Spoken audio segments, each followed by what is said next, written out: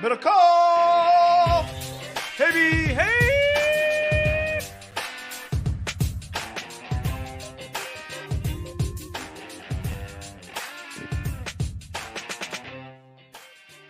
Hello, everybody. Welcome to another edition of Haberman and MIDDLEKAUFF. It's great to have you. If you are live on YouTube, that's awesome. We appreciate you being here. Hit that subscribe button. Hit the thumbs up. That's a like. Thank you very much for your patronage. If you are listening to this podcast, whether you're brand new or an OG, thank you as well for listening. You're already subscribed probably, but if not, hit that and share it with your friends or your enemies. Yeah. Plus, leave us a question. Apple Podcast, 5 stars. We appreciate that. Yeah, we got to get back to the mailbag. Got to get back to bagging. Bag alert. Bag alert. Although I did develop, John, a new label for big-ass games. Those are bags also. And I've got I got some bags for you this week. Big-ass games. Pet peeve of me, honestly. I this might be stupid, but it's just, maybe it's because it's become so mainstream, the he got the bag. I despise that fucking term. I absolutely hate it, mainly because when I think bags, like that's the bag man, that's like what the mob used. Remember Eddie DeBartolo for the rubber band man? Rubber band, yeah. Like drug dealers would use, what guys would use back in the 90s, like, Bobby Bowden rolling up to a dude's house, drop off a bag to land a player. Mm-hmm. In 2022, like whether you're in the NBA, the NFL, or even now in college, you get direct deposits and we pay taxes on those money. They're bags. Like when someone signs the max contract, in the NBA, it's like, he just got his bag. No, actually he signed a contract and he's going to pay half of it to the government. There's no, that he would die for that money to come in a bag of cash, but actually he'd be screwed because he would never be able to get it into a bank. So there are no such things as bags of cash. I mean, there are still on like the black market if you're doing some drugs, but or not anything that a team account is tweeting. Not anything that we talk about in this sphere that the word bag gets used about, specifically players, like a coach, like Kirby Smart just got the bag from Georgia. No, actually, he just got a bonus in a direct deposit and half of it was deducted for taxes. That's just a pet peeve of mine. Yeah, I understand. I don't like bag. Well, I'm not going to get into all the stuff I don't like. It's a long list, but suitcase of cash. Well, no, it's legitimate beef. Legitimate beef, John. Although I did see that DeAndre Ayton, after receiving his bag in this offseason, did not receive a phone call or a text from the Suns head coach, Monty Williams. Today was media day. This is not going to be a discussion on the show, but they did ask him if he and Monty have smoothed things over, and he said, we haven't talked. So off to a good start. I have another pet peeve, but it's just, it feels like a very negative. Like I would imagine when DeAndre Ayton, for example, he signs whatever. I don't know the exact number. Let's just pick 120. It might have been 140. It was a large amount, right? He got a huge contract. And people are like, generational wealth. Like, no, guys, he was the number 1 pick in the draft, and I'm pretty sure he got $40 million. So he technically already had generational wealth. Like, I don't know what people like. There's not like a set. Like, no, if you have like $15 million after taxes, like if you invest right and put some away, like that's setting people up and you're going to have some income streams. I think we have a false sense of like what can set up some people for some like down payments of homes and keep food going on the table. Like, well, we don't know exactly how many. We should start specifying how many generations we're talking about. Is really what we should do, And the other thing about generational wealth that kind of bothers me, like, do I want my kid's grandson to just be fucking living on Easy Street because fucking John MIDDLEKAUFF was grinded? Like, isn't that part of like nepotism? If you were John MIDDLEKAUFF Walton, and your grandfather just bought the Broncos and still has an extra $50 billion left over for you, then I don't think you would hate it so much, But even the guy that bought the Broncos, is the kid. You understand what I'm saying? If you were John MIDDLEKAUFF Rockefeller, you'd be like, well, generational wealth, this is what it looks like.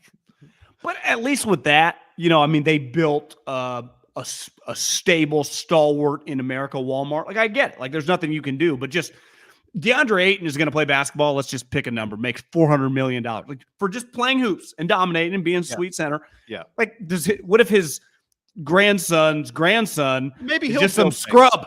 Maybe he'll build things like Favre, Yeah. It's just like you're a legacy builder. I can't get over how my take on Brett is he was broke, or he's closer to broke than people realize. Doesn't have the cash. Well, once you start seeing, now you never know. I mean, you can't assume anyone that does commercials is broke because they might just be offering an absurd amount of money, right? But when you saw the copper fit, you're like, all right, I wonder how much they're paying. Maybe it's just too good to pass up, right?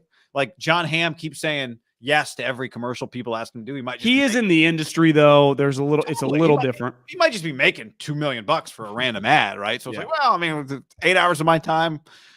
But once I saw the ad on my phone, this is right before that story broke of Brett. It was like a sponsored prayer ad. I was like, and it didn't look like it wasn't shot well. Brett was clearly reading a script that wasn't near the camera. It was just poorly done. It made me think he wasn't getting paid a lot of money to do it, but that he needed the money to do it. I don't think you're crazy. Well, think about this. Brett had, to build the volleyball center was $5 million. That's net $5 million. So, like, are we sure Brett is just flush with cash? Mm-hmm. I would guess. I read the long ESPN article. Yeah. My number one takeaway is he does not have the cash and he's so famous, does not want to be embarrassed. And now it's the double whammy. Now he's broke and he's fucking might go to prison. He didn't make, Dak Prescott. No, he didn't. What was he making per year? What would you guess Brett Favre's career earnings were? I'm guessing on the high end, he made like in a year, maybe 15? Do you think he made 14, 13 on the high end of the year? So I'm going to guess long career, came back for, got paid a lot of money at his. But I'm going to say career 85, 140. Okay. And he was 140. And he was a pretty marketable player over the years. So I think you could a lot of be pretty $250 million over the life of his playing career. The money outside and inside. That's Brett made more than enough. I would say Brett kind of transcended like the Steve Young, Troy Aikman guys probably making $5 million and everyone thought they were super rich. The guy started making $20+ million, right? Yeah. Yeah. Do you have his yearly? Like what was his? No, I just have his career. He's 22nd all time, 137.8. Seriously, he's 22nd all time. Well, that could be, that might need to get updated. Like 4 Bosas that out earn him. Yeah, I mean, his last year for the Vikings, he made 16, which is the most he ever made. Wow. He was making a lot of like 6s and 7s and 8s. He actually got those last 3 years, the Jets 2 Vikings years were very big for his career earnings. It was 12, 12, and 16. So that's 24. So he made an extra $40 million. Like just his Packer career was 100, which at the time I bet he was near the top, right, of career earnings. Sure. That extra 40 is like, I mean, is that J.C. Jackson money? Yeah, I mean, 90s money. And then, like, what was his last year? Like 2011 money or 2 different things, right? Yeah. What was his last year in the league? Probably 13 or something, 14? It was 10. It was 10? Was his last year in the NFL? 10 was the last year in the league, yeah. And remember, he got injured and shit, so. Yeah.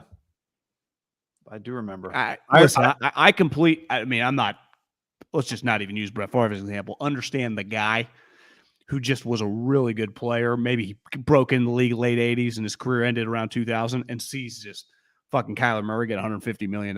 You just be like, I'm not a bitter person. I'm happy. I'm a positive guy. But every once in a while, I'd be pissed. Well, I think it'd be the rookies would be really the ones that piss you off if you were one of those guys, right? Like a Cleveland Farrell type? Yeah, well, yeah, just any rookie. You'd be like, rookies? Remember, they used to make more though before that CBA. Like remember Stafford got like $50 million when he signed. Bradford, remember Bradford got Bradford, yeah. Bradford's career earnings, I made about 220.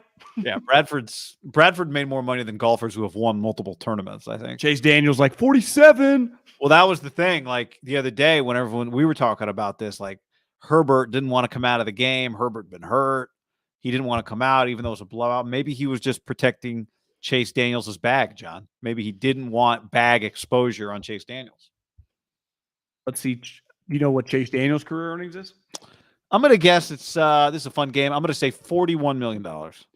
Close, 36. Pretty good. Not bad. Not bad at all. Pretty good.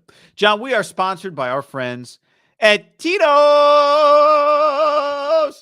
Handmade Vodka. I just saw that somebody tagged us in a tweet the other day. It was Tito's was the answer and a big crossword puzzle in some major publication. Tito's handmade vodka, John. You know what I like to do? I go to Tito'sVodka.com. I get some ideas, maybe a little fresh squeezed sip of Tito's in the Grackle, which is blood orange juice, bitter herbal liqueur.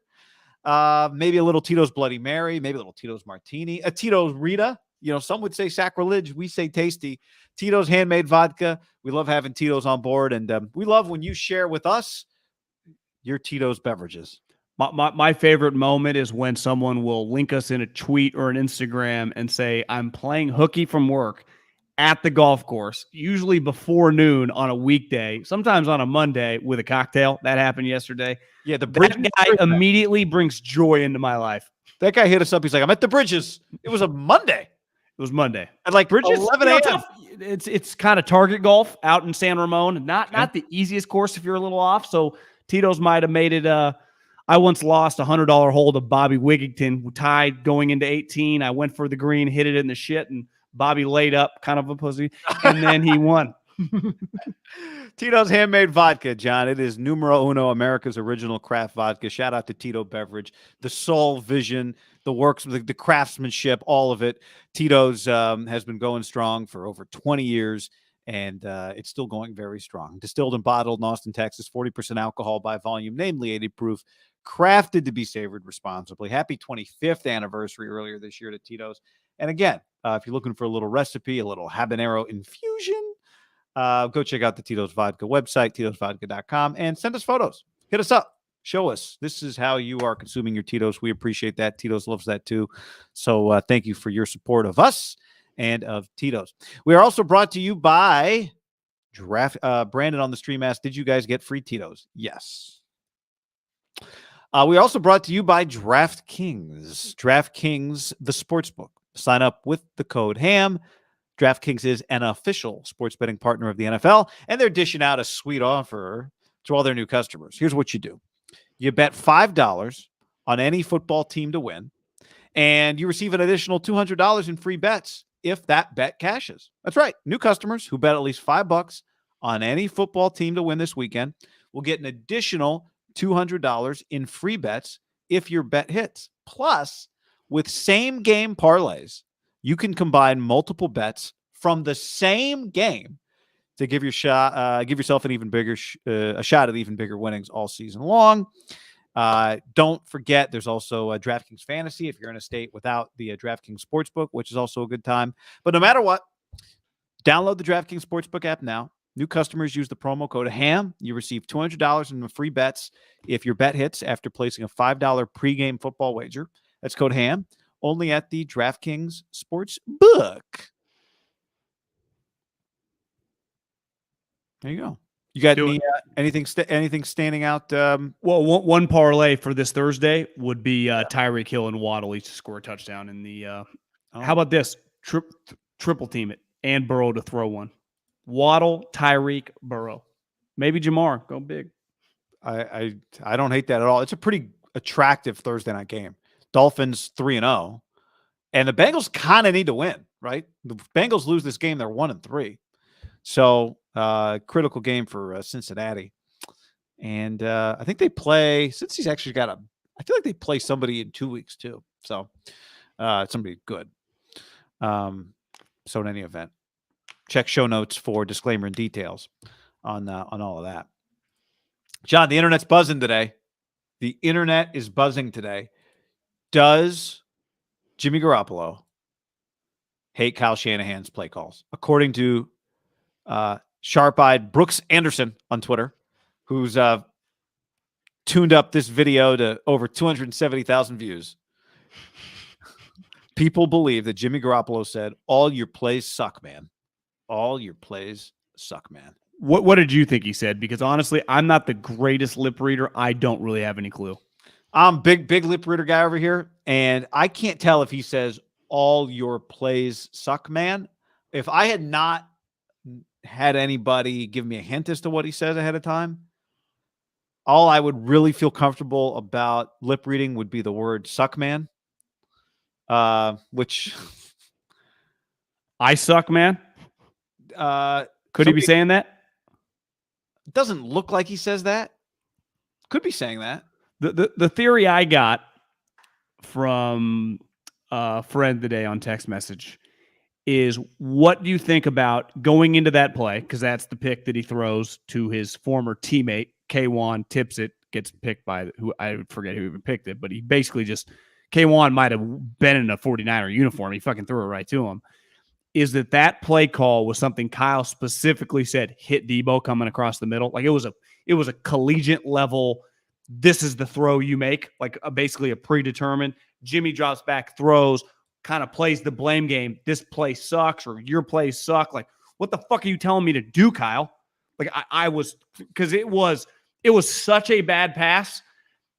Like, now the thing is, we've seen Jimmy make similar passes, so it's hard to just be like, well, he would never make that level pass. Like, he's not Brady or Rodgers, but his response feels a little bit like someone told him to throw it.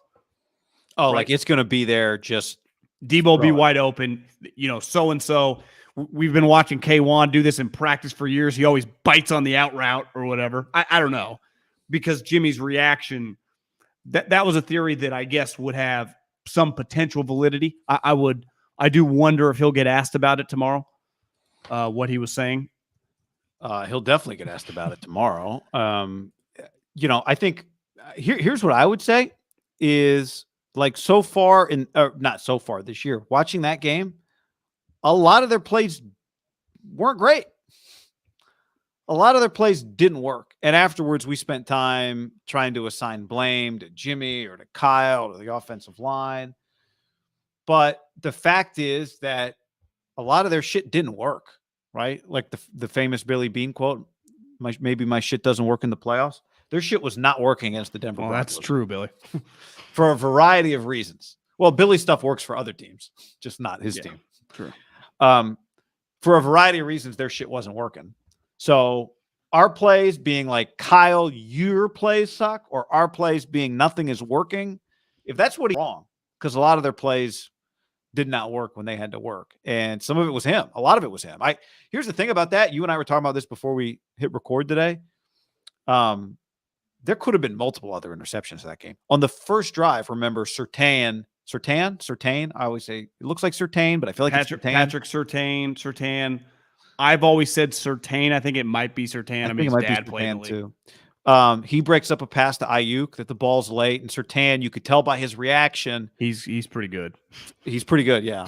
You could tell by his reaction. He just kind of had this, I'm close to picking a ball off today, and it was only the first drive. And then the next play, the DJ Jones deflection. If you watch that, I just went to that part of the game. You can see one of the DBs is coming across. If DJ Jones doesn't deflect the pass at the line of scrimmage early in the game, there might be an interception on that play too. So, the idea that like this was the only ball that was thrown in harm's way is not the case. A lot of his passes were in harm's way. Well, you can think a guy's really good at his job and he have an awful day, because there's no way around it. Kyle Shanahan was shit. Like it was really bad. And I don't know if I'm saying this guy's name right. Ejiro Evero, the Broncos defensive coordinator, who was a UC Davis guy, defensive coordinator. He took Kyle's lunch. Just no different than D'Amico took Nate Hack and Russell Wilson's lunch beside the one drive.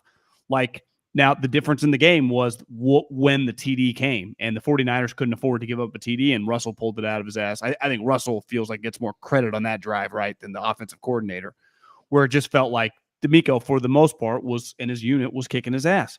Well, beside the one drive that ended in a touchdown, Kyle got punked. Now, Jimmy was obviously playing terrible, but like we said right after the game, and I believe this still 48 hours. I mean, this is 48 hours later. I just think you got to have something to pull out of your sleeve in that. And Sean McVay got embarrassed in a Super Bowl. I mean, he had scored 3 points. It happens. I'm not pivoting like Kyle, some village idiot. I still think he is one of the better offensive coordinators in the NFL. But you have more and more games like that, we're allowed to change our opinion. Right now, I'm going to give it somewhat of a one-off. That wasn't very good. Like it was really, really embarrassing on a play-in, play-out basis, right? It wasn't, even in the first game, like there were a couple shots to be hit. Now you could argue there was the one shot with Deebo and he didn't see him, right? When Deebo was like got behind the two guys. I think there were 3 Deebo plays.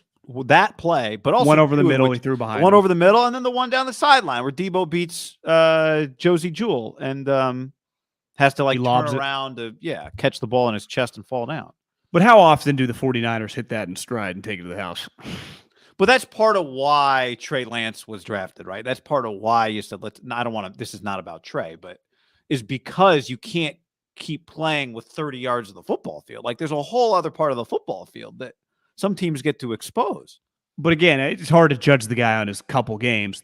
He had a wide open guy in his game against Chicago and he fucking airmailed him. I understand. I'm not even making a better or worse comparison so much as after watching several years of Jimmy, there's an understanding that there are parts of the field that are just not available to you with any consistency.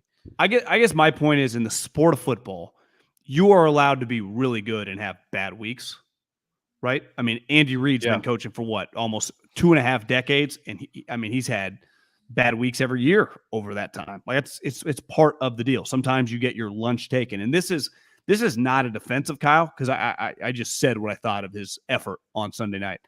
I do believe, and I actually feel very confident about this. One, keep an eye on this Broncos defensive coordinator. I mean, you and I have spent enough time around UC Davis football coaches that they tend to be pretty smart guys. And I don't think this guy's any different. Do you know where he came from, guy? He was with the Rams last year. Yeah. I think he was there. Like he's highly thought about, and now he's got good players. And I'd read some pretty positive things about him before the season even began. So to me, the defensive coordinator is legit, and their players are legit. So they didn't just play some random shitty defense. Like one of my issues, like I'm not defending Jimmy. He was terrible as well. But I think the Bears suck. I think their defense sucks. I don't think they're any good. Now, you could say Eberflus, solid defense coordinator. That's fine. They don't have the players. They only scored 10 points. So, and I put that game on Kyle as well because you're dealing with this young quarterback. Figure out a way to get points on the board. Figure out a way. You know, you got too many good players. Get them the ball in different space. I don't know. That's why you get paid all this money. Figure it fucking out. I watched the Rams. Cooper Kupp's all over the place, right? And that just didn't happen. We talked about it. Was it Sunday night about like, you got to figure out like, you know, with Deebo, it's not, I don't know. You can't just, that wide receiver screen that has hit before. I mean, it honestly saved their season. Remember last year against the Bears. I mean, they were going to lose that game, hits it, and then the rest is kind of history. When you're playing a defense with that much team speed, one of the reasons to me that always works, especially in college, is, you know, like when you're like teams like Oklahoma, like good teams with shitty defenses always get smoked on that play. DBs are way off. They don't have like that many physical tacklers. The guy catches it. One guy gets a block and he makes it 40, 50 yards.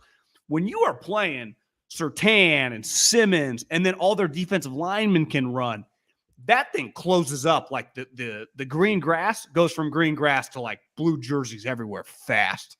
You know, even if Jimmy had hit him in stride, Deebo might have got depleted. Right? Those guys were all over his ass. What's going to happen this week? You think, you know, where if Jalen Ramsey's with Deebo, like he'll be right up in there. So it's that play. I'm not like saying throw that play in the trash can, but I don't think you can just be like, that's outside, inside zone and wide receiver screen. Like, no, I think that's a little more trick play than it is just run it all the time as some core tenet of your offense. Yeah, I think part of the concern, and we can talk about Deebo, but like, how are you going to get him the ball? How are you going to get guys consistently the ball if your pass protection is not going to be good? And if Garoppolo is, I was watching Cooper Rush, who you tried to tell us on Sunday night, pretty good. And I watched him swing the ball around on Monday Night Football. Is his talent any different, Dax, just from a throwing standpoint? You know, I don't think so. Watching one-offs, no, I do think. Like the great separator is playing. I'm not saying he's a better player. I'm talking about physical gifts. Talent. Yeah, about the same. But again, I mean, I would also add to that. Yeah, being a good player is 50 starts. I'm just talking physical attributes. Got it. Yeah, but I mean, Dak's thing is not great physical attributes necessarily, right? Although his physicality, his body, his mobility, but his arm talent, air quotes. Well, guy, I Googled their combine measurements. They're basically the same size. Dak was 228. He was 225. Dak's 6'2 3/4. This guy's 6'2 1/2. Fourth rounder. Fourth rounder. Where did Dak Cooper ran a Rush? 4.79. This guy ran a 4.92. So Dak's a little faster. I'm just telling you, their measurables and arm strength. I'm not talking the better player. I'm just saying measurables pretty similar. Yeah, interesting. I did watch that game. Now, Daniel Jones doesn't throw the ball down the field, but nobody makes you gasp like Garoppolo when the ball leaves the TV screen, right? When you don't quite know, where's that ball going? So their inconsistency, their inability to really feel like they're ever going to be in a consistent rhythm with their passing game, meaning they can throw the ball 7, 8, 9, 10 times over the course of a drive or two, and they're not going to pay the price for a mistake, is, I don't know if it's quite an Achilles heel of this team, but it is just something that has you walking a tightrope every single week. And luckily for them, their defense is fantastic. But, now you could argue Denver's defense will be one of the best defenses they play all year, that it may turn out that they are. Maybe they turn out to be the best defense they play all year. The Niners have had one of the easiest schedules in the league to this point. I mean, whatever you think of Denver, ultimately, Denver, Seattle, Chicago. Now somebody in the chat said Denver. Chicago's 2-1. I know, and Denver's a snapple, some red zone plays away from being 3-0. Chicago stinks. If this turns out to be not the third easiest schedule in the league, which it's rated currently, but a top 15 schedule, fine. But to this point, how many completions the Bears have this season? Well, they had like 13 this weekend. I heard someone say I heard someone say 23 completions on the season. Yeah, they beat the Texans this week with how many completions? I wrote it down on Sunday with 8. Justin Fields was 8 of 17 against the Texans this Sunday for 106, no touchdowns, 2 picks. So I think the point on Denver, and this is why you're not letting them off the hook with Denver, is like, even if Denver's defense is great, you played an incomplete team, and you're supposed to be a complete team. Whatever you think of Chicago or Seattle, these are incomplete teams. You will play some complete teams like the Rams and the Chiefs and the Chargers. Now we'll see what the Chargers are. But did you find a number on that? Fields is 23 of 45 for 51%. Wow. 23 completions. Two touchdowns, both against the Niners, 4 picks. Now, wow. I've said coming into the season, not giving him a pass, he is dealing with the least, right? Defensive head coach, brand new, no weapons, worst offensive line. I think a lot of people, I saw Shady McCoy shitting on him. A lot of people are going to shit on him because his numbers are going to be atrocious. He is dealing with the shittiest hand. Like, even when Zach Wilson comes back, they got multiple receivers. They drafted a couple running backs. They signed a tight end. Like, at least he's got, Garrett Wilson looks pretty good. They had the game-winning touchdown a couple weeks ago. Like, he has something. Like, do you know what Justin Fields would do for Garrett Wilson? Or how about what the Eagles have? Just adding AJ Brown to go with Devontae Smith? Yeah, it's just it's not. I'm not giving him a pass because I do think there's, I think football people have some concerns with him, but he ain't dealing with Deebo, Ayuk, and Kittle. Even Jeff Wilson. Jeff Wilson would be the best running back on the Bears. I think we were Wilson actually looks a little faster. Give him that. He did. He had the longest run of his career, whatever that was, 34, 37 yards. That run in the game was the longest run of his career. How about that? I think, does that kind of does he, if he's your starting running back, you're dealing with probably a third stringer. You and I were texting. I think we were texting. Maybe we were talking about, Jimmy comes back. He's second wind, thought he was going to be gone. His brothers had packed up all his boxes. He's on his way out. He says his goodbyes. Then he comes back. Then Trey gets hurt. Then he's back. Boom. And he wins the game. Is he just going to play free and easy and weight off his shoulders? And I'm letting it rip, baby. Austin on the stream says, do you guys think Kyle treats 7-0 leads like he's up 30-0? The conservative decisions, especially on first down play calls, drive me crazy. Maybe there was some element with Garoppolo of like, hey, we had this great drive. Let me keep cooking, quote unquote. Now, whether you and I or anybody else agrees that he can cook is a separate conversation. But I do wonder, is there some frustration? Did he feel like there should have been a more aggressive mindset from the Niners offense after they had that one great drive? Yeah, I saw someone put it out on social media of, now I don't always agree with these, but the analytical community has basically, did you get it right or wrong when you punted or kicked the field goal. Basically, like gives you a plus or minus on the field on the fourth down, short yardage stuff. And obviously, Kyle you don't even need to see the stats. He leans on conservative. He's less likely, I would say, over his career to go for it. Is dead last in the league so far through 3 games of making the right decision. Now, I'd have to look back at the other 2 games. Like last week's game, there is a balance of you're in such a low-scoring game. You do have to be smart about it. But as we said on Sunday night, there is a balance of just holding on to the rope and hoping it doesn't fucking break and you fall down through the cliff. And that's kind of what he just held on till the end, and the rope ended up breaking and he died. Right. Instead of like, yes, hey man, maybe you should try to climb out of this and maybe once or twice go for it in a situation. And maybe you get a kill shot. Maybe you break a big play. Maybe, I don't know, one of your star fucking players makes a play, because that's ultimately what happened and decided the game for the Broncos. His star player made a couple plays. And so did their receivers, like Sutton and Judy, are pretty big time. Now, I would say that if you just pulled the league, Deebo and Ayuk, would you take Deebo and Ayuk or Sutton and Judy? You know, I personally would take Deebo and Ayuk. Maybe I'm wrong. I don't know. But my point is, 2 groups eventually to kind of lean on those 2 guys to make some sweet plays. And I think Javonte Williams, or it might have been Melvin Gordon, whoever scored the game-winning touchdown. I mean, they were basically once they got that far down, like Jeff Wilson could have scored, like any running back could have scored there. But they got there because of the passing game. And now you could argue that it was outside the context of the offense. It kind of was in the one where he kind of scrambled around. But that's what that's your point, is like you have to account for the fact that just because Russell is bad for 3 quarters, if you're in a 7 or 10 or a 1-score game, all he has to do is make a single play, which he can do. Yeah, but even this week, Stafford, like I watched that Arizona game, he had on 3rd down, he airmails Cup. I mean, by about 40 yards. It was one of the worst throws of the day.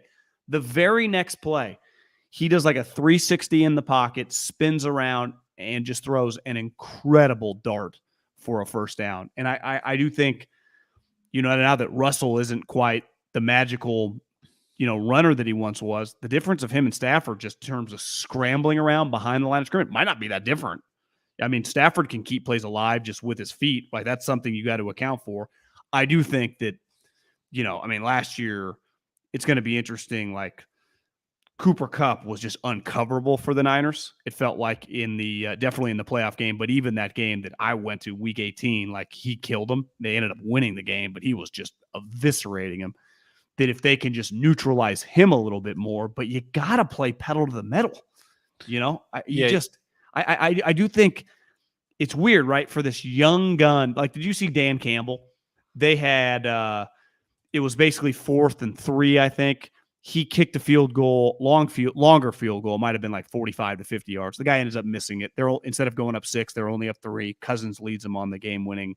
It wasn't even a game-winning drive. He hit like 3 plays. The game-winning touchdown was a pretty long bomb. Yeah. And Campbell said after the game, like, I immediately apologized to my team. I fucked up. Yeah. And I do think he's being honest. Like, he realized, like, I can't be a pussy for this team to win, and he's right. Yep. Especially when you're not as good, you have no reason. I also think when you're Kyle, like, one thing Belichick really, they started separating themselves like in the mid to late 2000s was, wouldn't you say Bill was pretty, now he had Tom, but they tended to lean aggressive. Well, he had, I don't think it was the first one, but in my time covering, you know, like being in media, his Kevin Falk go for it on 4th and 1 from his own, whatever it was, 30-yard line, because he didn't want to give Peyton Manning the ball back, was the first like real big controversial go for it play that I remember.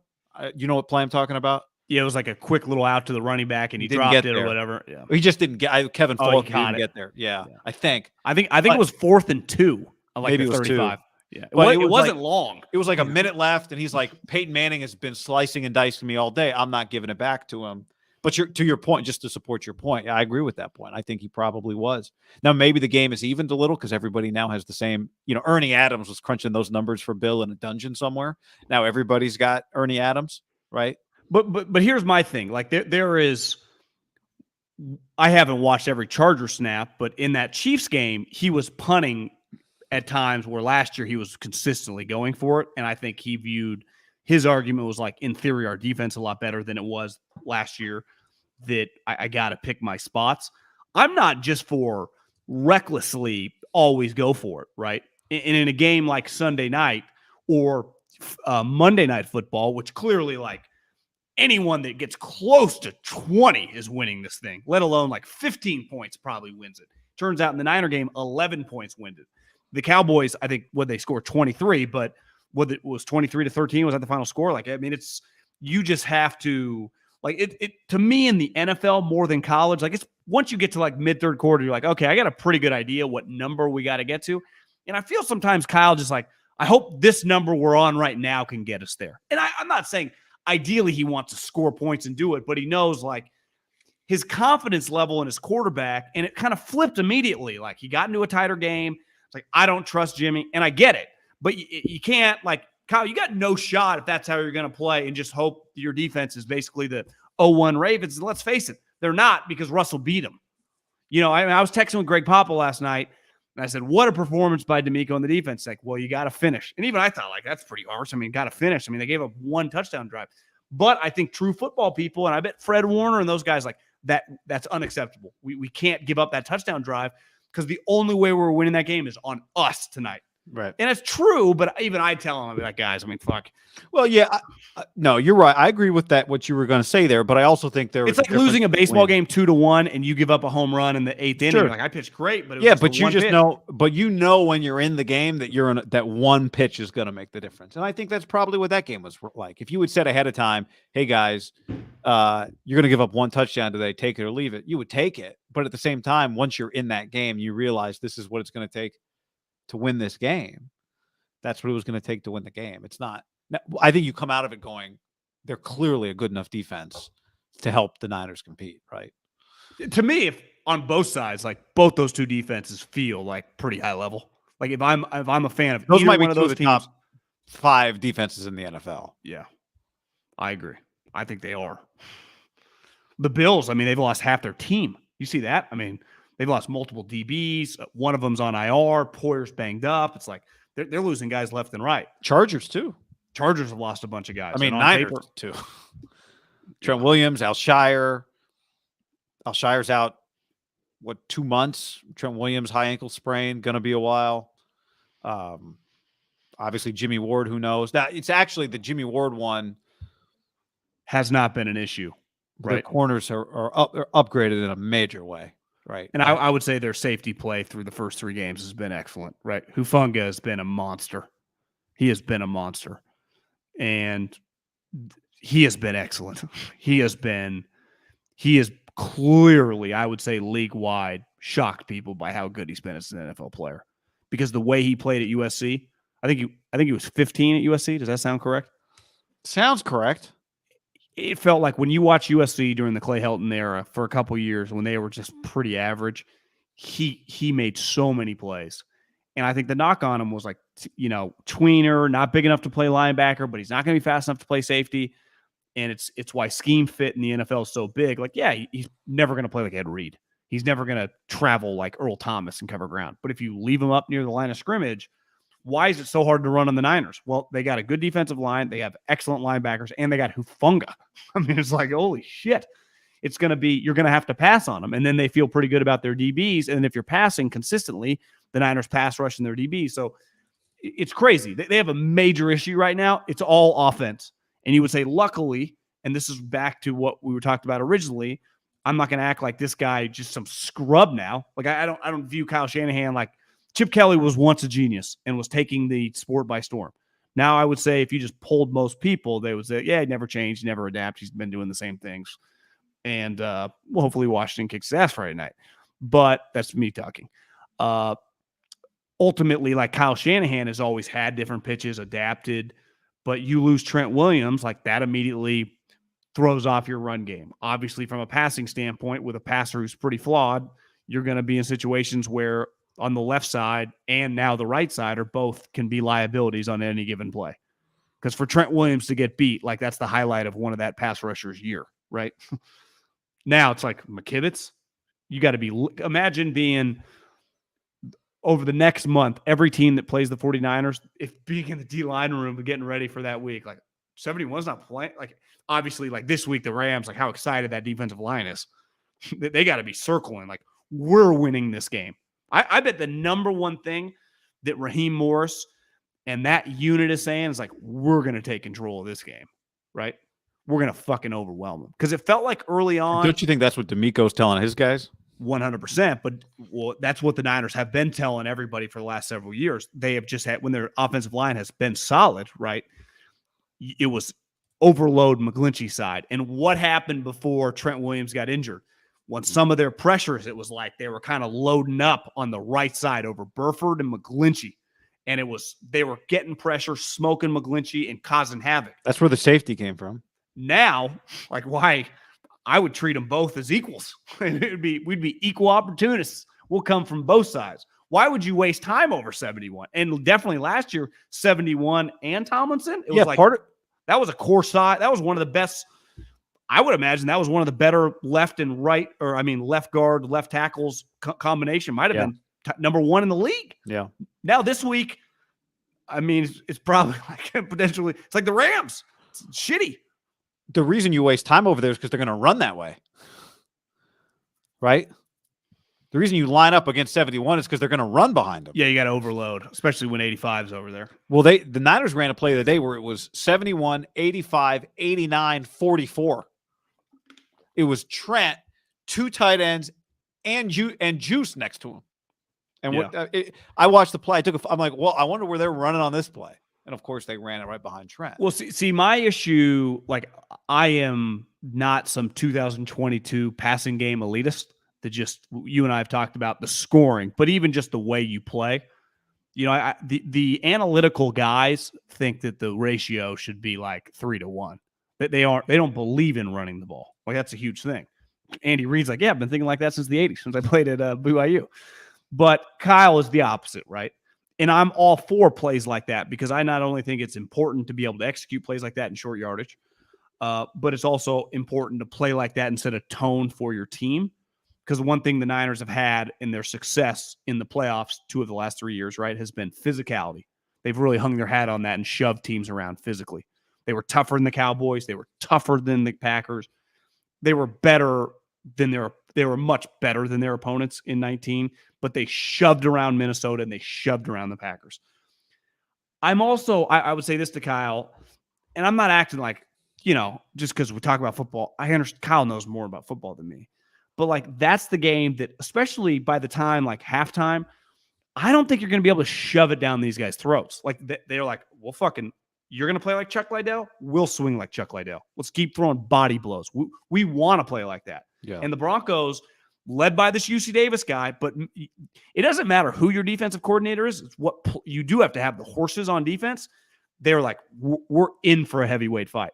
Honestly, you can tell with Gregory and Chubb, and obviously they've got. Didn't they feel like mirror images of the Niners defense? Surtain is just that guy's been swaggy since day one. I mean, he's always believed in himself. The guy's dad was a Pro Bowler. I mean, you guys probably you see that Instagram of the kid going to the flag football game dressed in a suit with the headphones? No.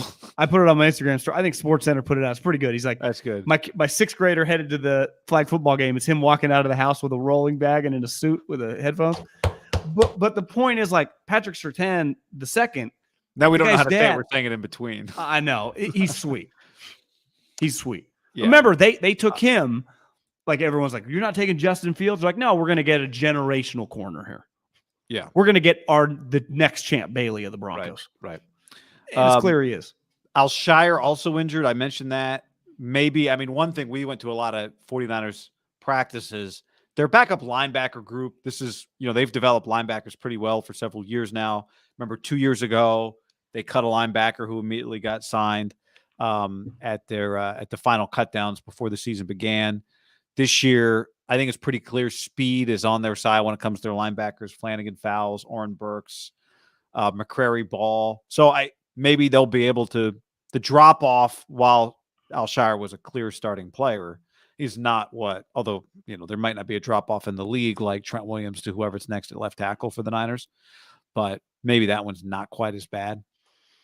They have, listen, there are injuries all over the NFL. A ton of teams are missing players left and right. And I don't think the way the Guyton just went down for the Chargers too for the year. They lost 3 guys. Yeah. Have you seen? I haven't seen Joey Bosa's injury, but Slater's out for the season.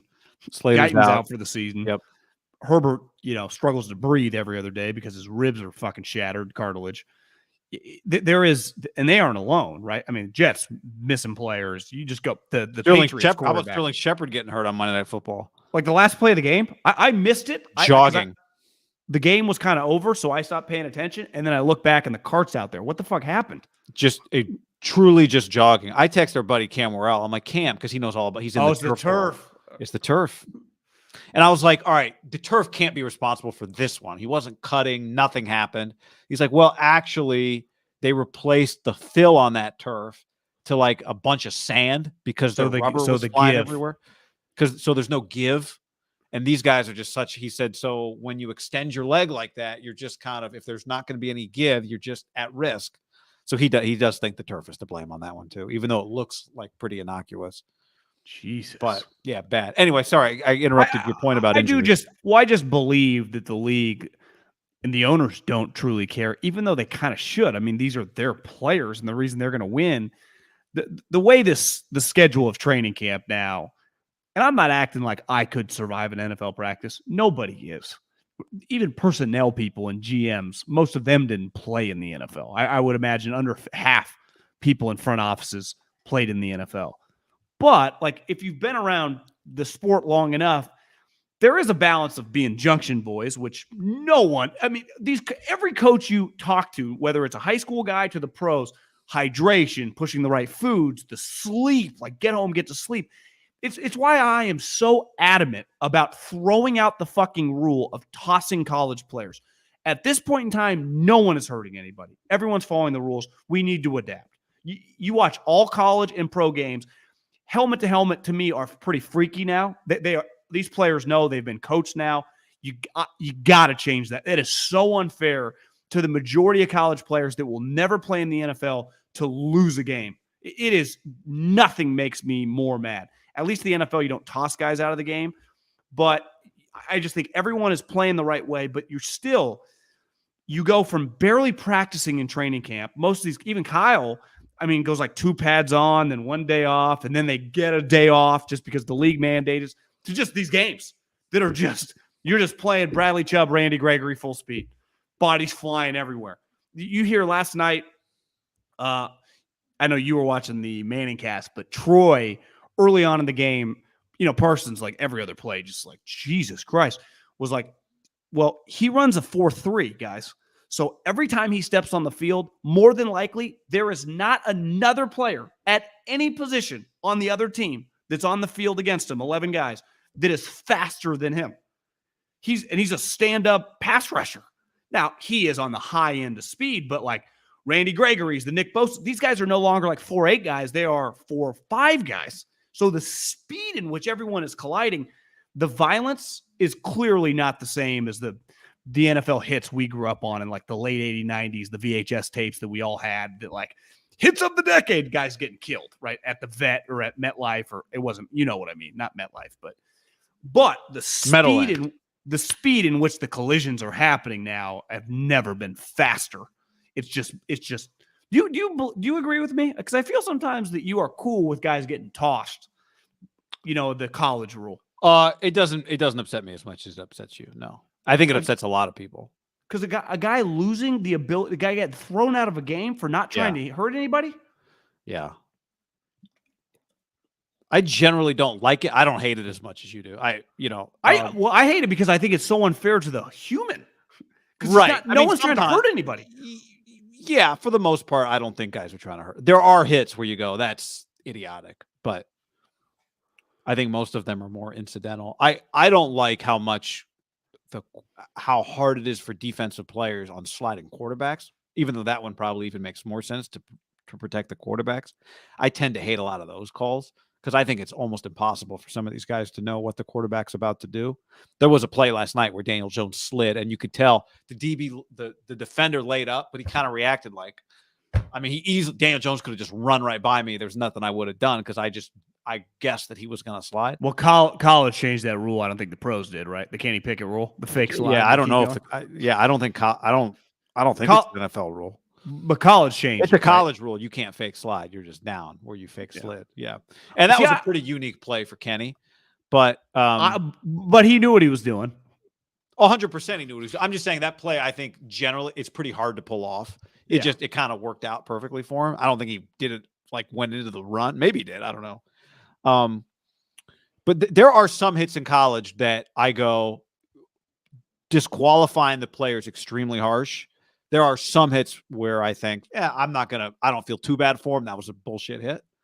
But not all of them, for sure. But even if it's a bullshit hit, disqualified is a pretty punitive penalty. It's very punitive. But I think you also understand, like, we know what the rule is going in. But that's what I'm saying. But now it's like, it's 2022. Everyone's been coached now for more than half a decade. Like, everyone's on the same page. Unless it is just an all-time egregious thing, like there's still a lot of I still see a lot of crown hits. Well, but it's football. Like what? It's fully down like that. We're still dealing with humans. Well, of course, and that's why I understand why you can't put intent into the rule, because how can you possibly know? But there are definitely times where I watch it and think the intent is not there to hurt anybody. But this is the result of. Well, for sure. Everybody just covering their ass, Honestly, there's hits in the NFL constantly that I'm like, whoa. But college is never. But the thing was, college, no one's ever got sued or anything. The NFL lost their ass. They're quote unquote trying to do the right thing, because at the end of the day, it's the machine over the individual, right? And the good thing, I guess, they have changed the rule over time, where at first it wasn't reviewable. Then obviously it was after the first year. The last several years definitely reviewable, and guys don't get tossed as much anymore. Yeah. Right. Yeah. They go now. It used to be that the play on the field had to automatic toss. Yeah. Now you have to have clear. But I thought there was one the other day that I didn't like. But anyway. That they tossed a guy that I didn't think. Haberman's just cool with guys losing games. No, I'm not cool with it. I just have I don't get that mad about it because we all know what the rule is going in. But yeah, there are times where I don't think guys should get tossed. Absolutely. Well, when it's AFC, NFC, when the Big Ten and the SEC. Well, 100%. There are games that's getting tossed. There are games in the NFL where I'm like, thank God that rule doesn't exist, because guys would get. I would guess whenever we morph into whatever. Who even knows what we're ultimately morphing into? Some rules get changed, right? Yeah. Well, the coaches don't want that rule. No. Well, it's just very unfair to a kid. Because again, most of these guys, like, they have a finite number of games left in their life in college. Like, they're never playing. They're not pro football players. Most safeties you see get tossed on a given week are not going to go play in the NFL. It really bothers me too, like in a bowl game. It's like the last game, you toss this guy out of a bowl game? Yeah, a college playoff game. Oh my God, what are we doing?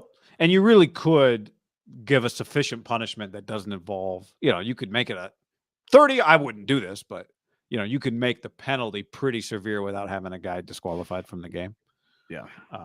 But the reason I don't argue about it, because then we end up going about it for 20 minutes in circles. But I think most people feel like you feel about it. I think most people hate it, which I understand. I'm just pro kids, I'm pro kids. Haberman's a little more ruthless. Anti kids. Yep, anti the kids. No, I'm pro the other kid. I'm pro protecting the kid. I could argue that, I guess. I feel like in college, in the NFL, there is a lot of like guys laying lifeless. Even still, not as often I feel in college football, guy just laying on the ground.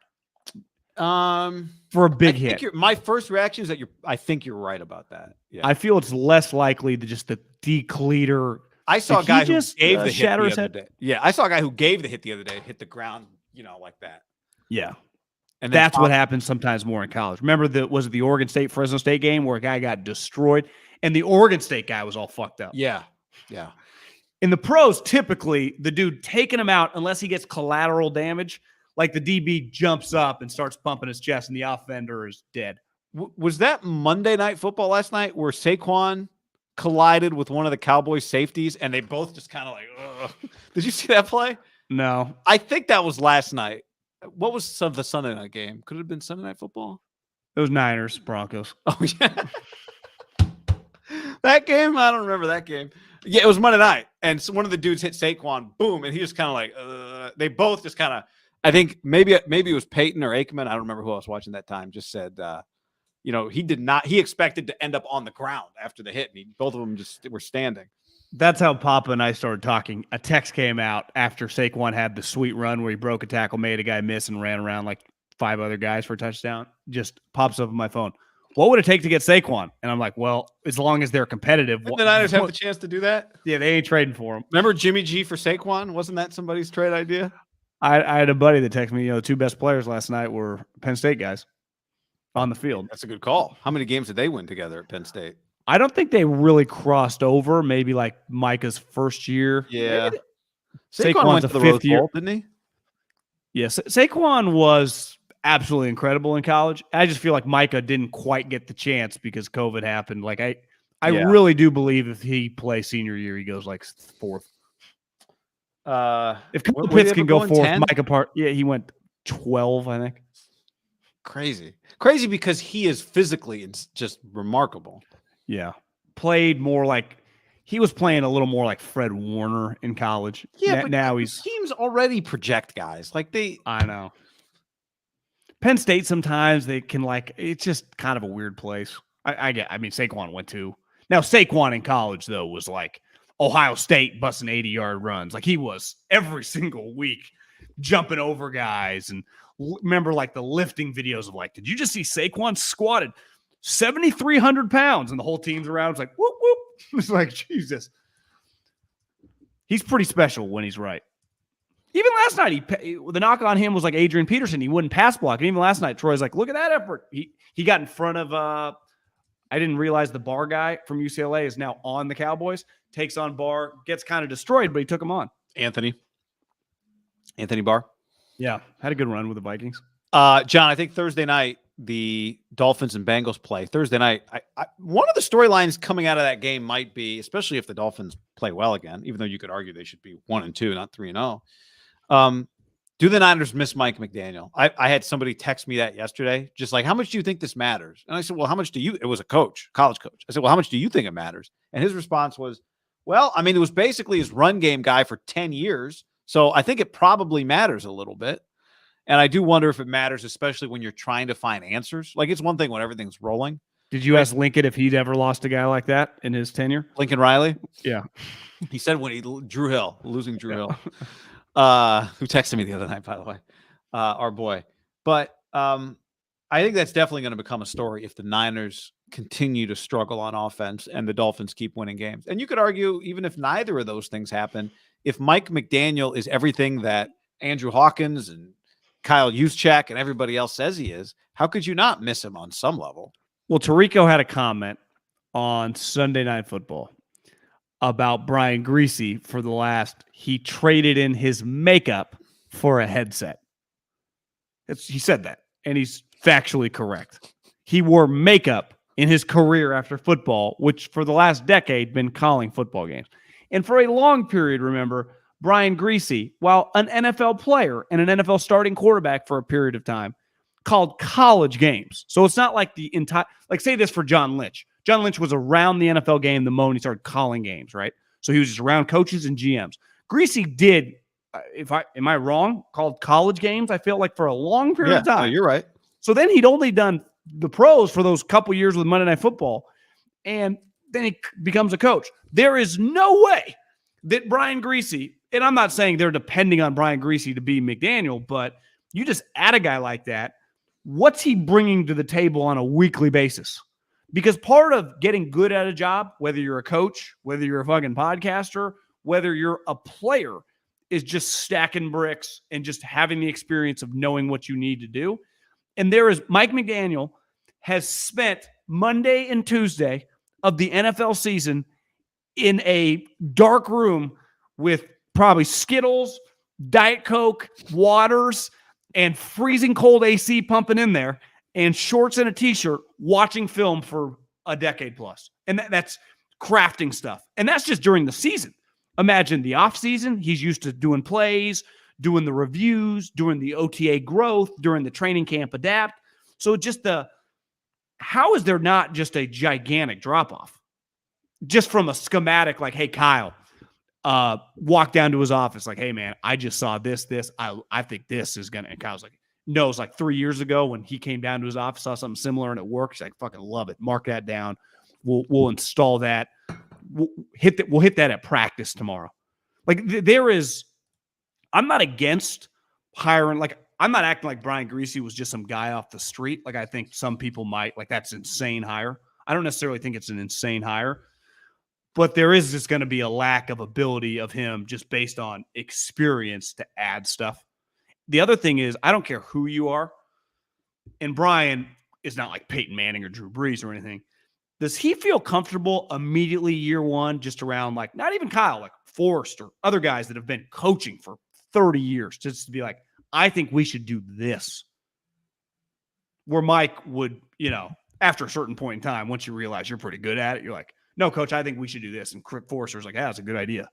I'm not saying that doesn't happen over time, but like week 3, like, is that happening right? Does Brian Griese just have the self-confidence as a coach to just be like, I kind of like breaking this one off at 7. Could we get McGlinchey to drop just to go a little quick set? Just things that, like, coach, that, like, you doing Cal games.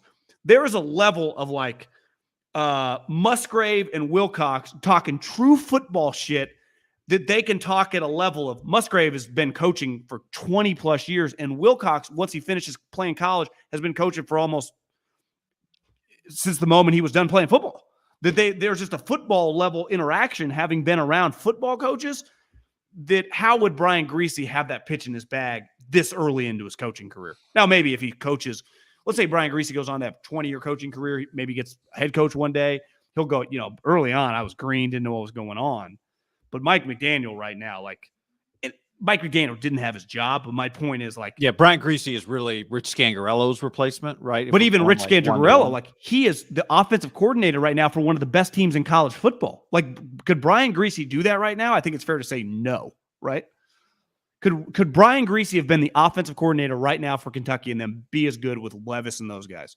No, his just basic understanding of the operation of being a coach would be way behind, right? Yeah.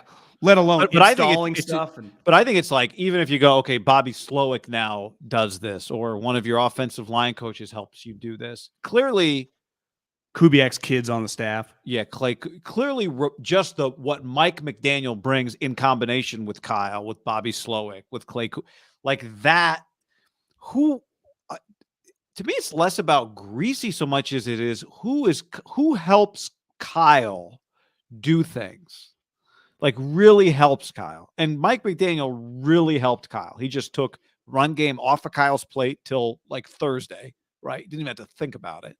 And clearly really understood the game in a way that other people don't understand the game. Did you see that Andrew Hawkins clip the other day on Rich Eisen, which he said that he played on the Browns? Mike McDaniel was the receiver coach for a year, or for the year that Andrew Hawkins was there.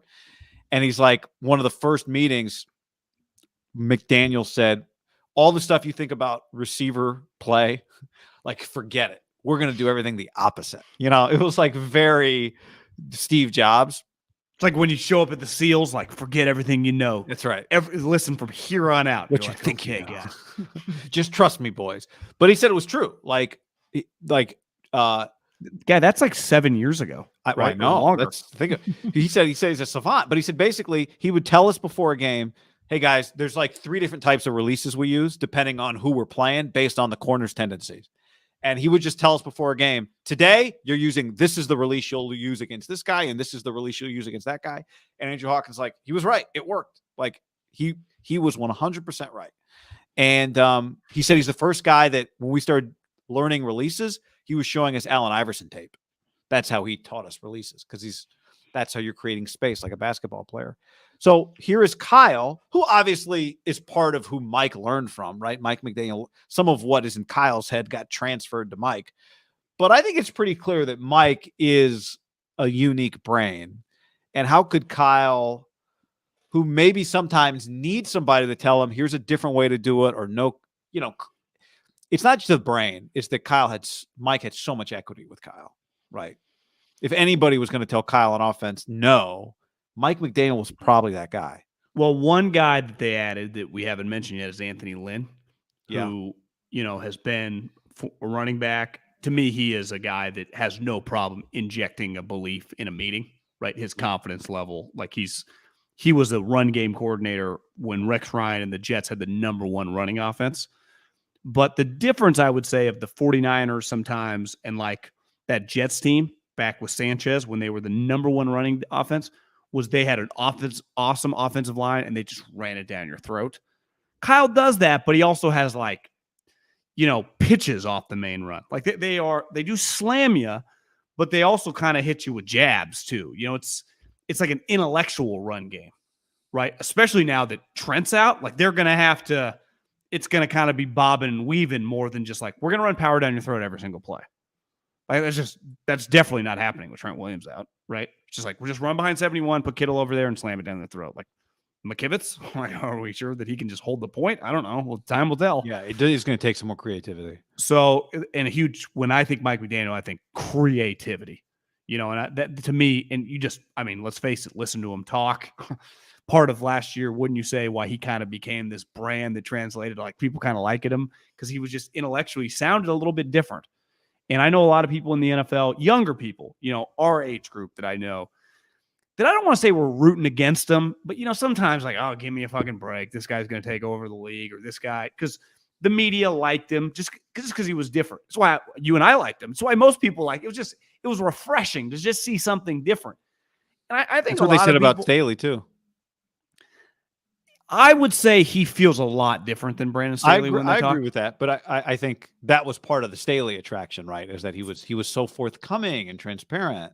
For sure, and that's why a lot of people. The difference was Mike McDaniel came with maybe Staley did too. You tell me, but McDaniel came with a lot of like player recs, right? Like players were saying, like this guy is a genius. Yeah, I don't remember that happening with Brandon Staley. I don't either, but maybe we missed it. Sorry, keep going. And part of that is like he does benefit from Andrew Hawkins is like a but I mean even before, guy. Right? Like Juice and like these guys, all Trent Williams. The 49ers guy loved him. Yeah, like. He's a lovable guy. I think he's pretty good at his job. I don't think it's disputable that it's a loss. It's a loss. And, you can say that, like, they replaced Rich Scangarello, who, is an offensive coordinator for a team that probably going to win 10-plus games in the SEC for Brian Griese. Like, that's a drop-off. Like, it just is. From a coaching perspective, it's a drop-off. And then losing Mike, like, would you say if NFL teams, these two guys, and I'm not disrespecting Anthony Lynn because I did when he was a head coach. I thought it was pretty embarrassing, as most people did, the operation. He is well respected as a human in the league, and like people, value him as like a position coach. If you just went to like Howie Roseman, John Robinson, John Schneider, you just went around like, I'm going to give you an assistant coach. Who would you rather hire, Mike McDaniel or Anthony Lynn? I would imagine. I'm not even talking about your head coach. I'm just saying a guy to add to your offensive staff. It does feel like even before this Miami 3-0, I'm talking up until last year, doesn't it feel like Mike McDaniel probably would get hired? Yeah, I mean, especially because just the Shanahan, LaFleur, McVay, just based on that alone, right? That might be enough to get him hired. I also think right now is a time where you need Mike McDaniel. Now, maybe it's just one game, and the Broncos defense is very good, and the Niners offensive line was compromised, and the pass game did not give the Broncos any reason to be afraid. But Debo Samuel and the Debo Samuel run game did not look on Sunday night the way it has looked in the past. You remember, we go back to last year, and this is normal. Things happen in the league where here comes Debo. We've never seen a player have the season that Debo had from basically week 10 through the playoffs. And now we come back the next year, and if you are going to play the 49ers on your schedule, you are fully prepared for that. Whereas you were much less prepared for Debo Samuel, the running back, week 11 when he suddenly appeared on the scene than you would be if you're playing the 49ers in 2022. You spent time in your offseason preparing for the Debo Samuel run game. Well, here it is, and maybe it'll be fine. Maybe it was the Denver defense just slowed him down. But maybe the teams that they're going to play spent some time in the offseason preparing for it, and maybe it will be less effective. And on some level, I wonder, how could it not be at least a little less effective? When you think about how effective it was last year. On Sunday night, Debo averaged 1.2 yards per carry. Not only that, 5 carries, not a big sample size, only 12 yards. he only averaged 2.5 yards after contact on Sunday night, which is about half of what he averaged last year when he was over 4 yards after contact.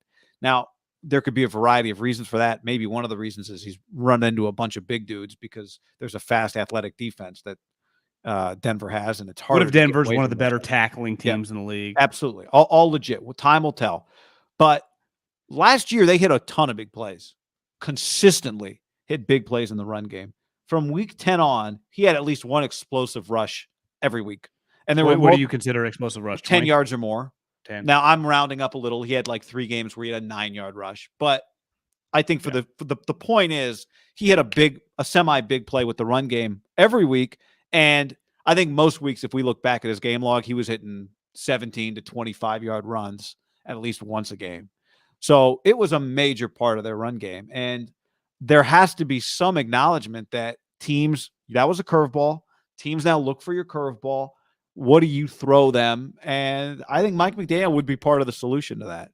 Now, maybe part of the solution is going to be just keep feeding Deebo and you don't play the Broncos every week and it'll be fine. But I think we have to be prepared for the possibility that the Debo Samuel run game is not as explosive as consistently as it was in 2021. I would say that's a problem then if one, Elijah Mitchell's out and their drop off even to Wilson, who's okay, solid, but he's a backup. And Ty Davis Price has an ankle sprain. He's not. So to me, their running backs aren't as good. Now we'll see Coleman, who again has been cut. He's been on the Niners before, and Mason. And it's just like their running backs aren't as good. So he's like Debo's their best running back. Like Debo is a better running back than Jeff Wilson Jr., who's a running back. Debo is the Niners' best running back. Now you could make the case of like, well, you paid him this money. For him to equal that money, like you do need a lot out of him in the passing game as well.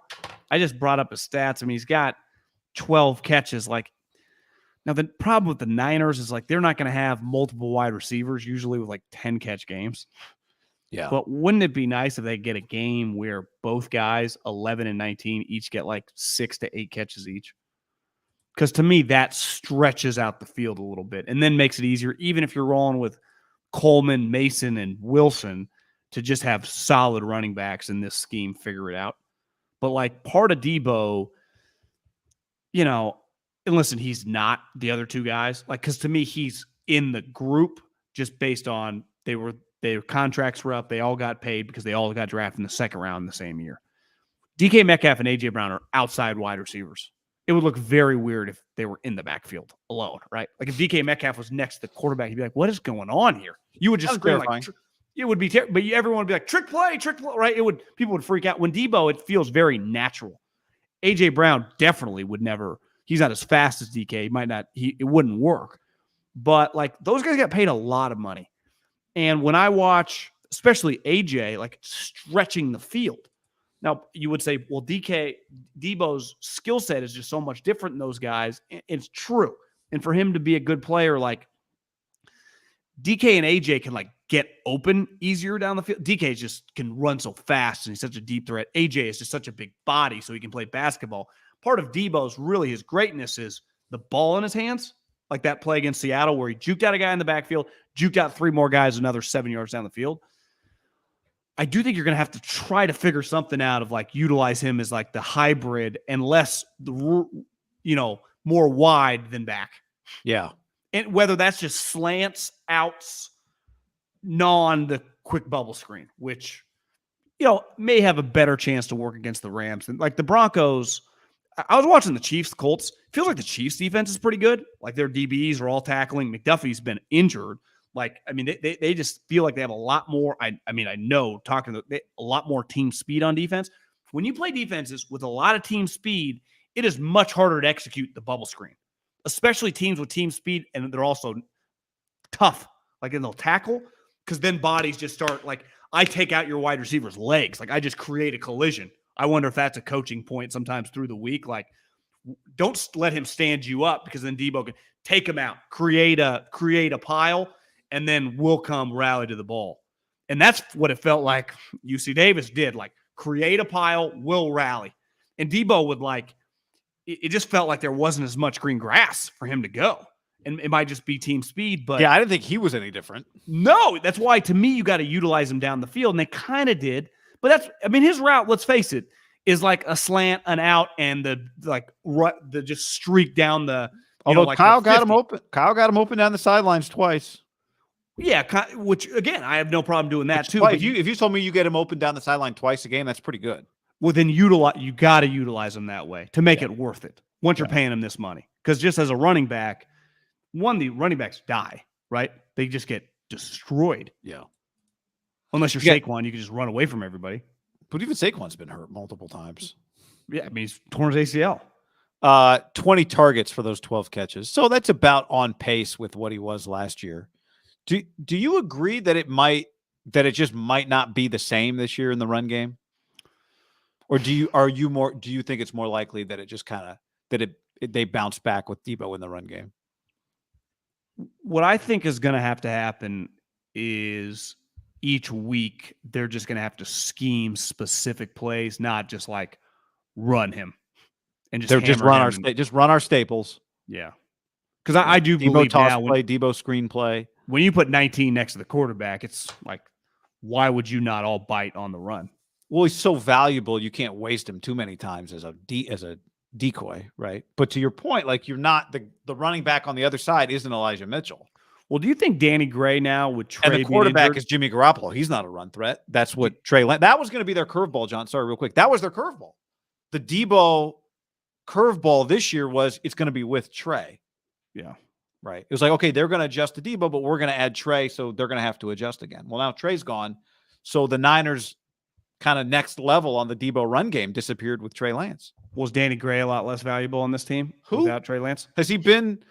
He's got a couple targets. When did those happen? I remember one of them. Did those both happen with Trey? But you'd agree, like if Jimmy Garoppolo is your quarterback, Danny Gray ain't the type wide receiver you think of, correct? No, Danny Gray, when Jimmy takes over, just starts throwing his stuff in a bag, puts it on a stick over his shoulder, and heads for the Oregon Trail. The Niners have some major flaws right now on offense that, like, this is why they pay. They have a lot of high-priced guys, though. I know Trent is injured, but they still got Juszczyk, Kittle, Deebo.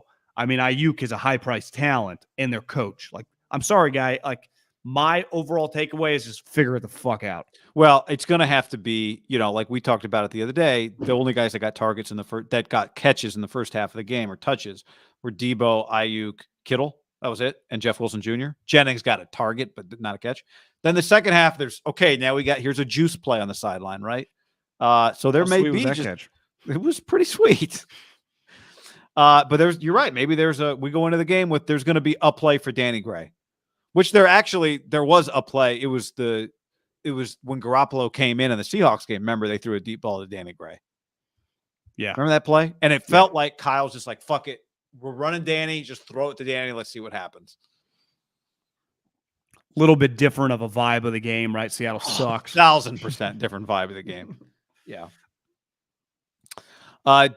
We could talk about the Rams on the Rams game coming up, unless you want to dive in today. It's a long way away. I mean, I know, Monday Night Football. So we'll be on after that game Monday night. Some Tier 1 games this week, John. We got Dolphins-Bengals on Thursday, Tier 1. Bills-Ravens. Do you remember what happened last year? Bengals Thursday night game. That was the famous Urban Meyer did not fly back with the team. Caught with the lady at the bar. Oh, wait, that was a Bengals. Yeah, it was Jags Bengals. And remember, it was Ohio. like, Burrow doesn't really like Urban, and then they kind of kicked their ass, and Urban had terrible body language, didn't fly home with the team. A couple days later, Urban's at Urban Meyer's bar with the chick. That was when that story. That's to me when the dam broke. Yeah. Because he apologized to the team. Remember, he had to address it with the team. I'm pretty sure that was like within the first month of the season, too. It was not like, week 12. That was bad. Yeah. If you told me, wipe your brain of most details, but try and remember, did Urban last till October last year? I could easily answer that question. Like, no, I think he got fired in September. I think he lasted actually long. I think he lasted to like December, didn't he? That's what I mean. It's like felt, I think because to your point, it became so bad so early. Bills, Ravens, Jags, Eagles. Sneaky, fantastic game. Some people have the Jags, and you could argue. I might be wrong. I might have seen a power rankings with Eagles 1 and Jags 2 this week in the NFL. Did you think that Wentz Eagles, is it revenge game when you've been on another team in between? It's not a revenge game when you're bad, when you yourself are not good. You know what I mean? Yeah, but do you Like, agree? what's Like second team has let you go. when there's a gap in between. Like when Andy played Chip Kelly that first year, it was like they just fired him. Like that was like fresh. He had just spent 15 years. To me, like Doug Peterson, there's a couple years in between, but he hasn't been anywhere else. Like, does he get revenge game status on this? Doug Peterson definitely gets revenge game status. I think like Brett Favre when he was a Viking, he definitely got revenge game status on the Packers, right? That was very personal. Yeah. Even though the Jets had been in between. Even though the Jets had been in between. I think it depends. Like Wentz, dude, you're on the Colts for a year and they cut you loose. Like that's too weird. You don't get to do revenge game. Doug Peterson gets to do revenge game because he won the championship, right? Carson did not win the title. Doug Peterson and Nick Foles won the title. Do you have where is that game? Philly, I believe. Can you imagine how big of a win that would be for the Jags? Humongous. Yeah, it's in Philly, 6.5. But Jags are plus 6.5 right now. That's a lot of points, guy. I know. It feels like a lot of people are going to take the Jags. Maybe the Eagles kick their ass. It feels like people have been taking the Jags for like 2-3 weeks. I remember what was the week 1 Jags game? Everybody was on the Jags. Oh, was it Indy? No, that was week 2. Who did the Jags play? Everybody was on the Jags week 1. I remember. You're right. It feels like the Jags have been a trendy pick for a lot of people now. And before they started winning games. Yeah, they played someone. Oh, Commanders. Yeah. Which I took the Commanders. That was lucky though. Wentz hit a bomb. Broncos Raiders. Now, many would not consider this a tier 1 game, John, but I think this is clearly a big ass game. This is in my bags category, a tier 1 game, at least for us. But I also think it's just a tier 1 game. The Raiders are such a national story with Derek, with Devontae, with Josh McDaniels, the only 0-3 team in the league. The Broncos were a national story the second they got Russ, and then became even more national the second they played on Monday Night Football and had some bad game management situations with their coach. So this is a very, very kind of public game, even though on paper you'd say it doesn't look great because the Raiders are 0-3. But man, oh man, I'd put this as a tier 1 game this week. Well, let's just play the two outcomes. If the Broncos win this game, no matter how it looks, they have had the weirdest month probably of any team, and they are 3-1. Yeah. That's say what you want. Like you would just go, well, they got a ton of talent. If Russell could just be a middle of the road guy with that talent around him and their running game and their defense, I mean, you're looking at a 12-win team, right? And it's pretty clear that like actually maybe they are the team that has the best chance to take on the Chiefs and not the Chargers, and the Raiders would be fucked. I mean, at 0-4, you aren't.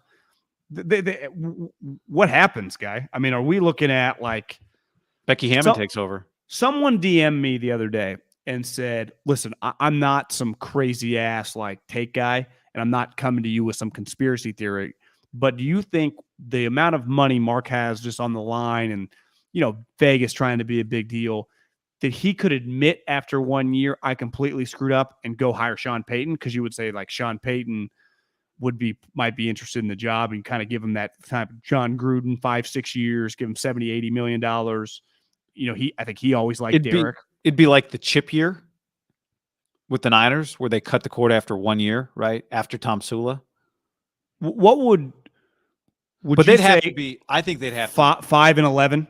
I was going to say 6. I think 6 wins or lower. How do you run it back?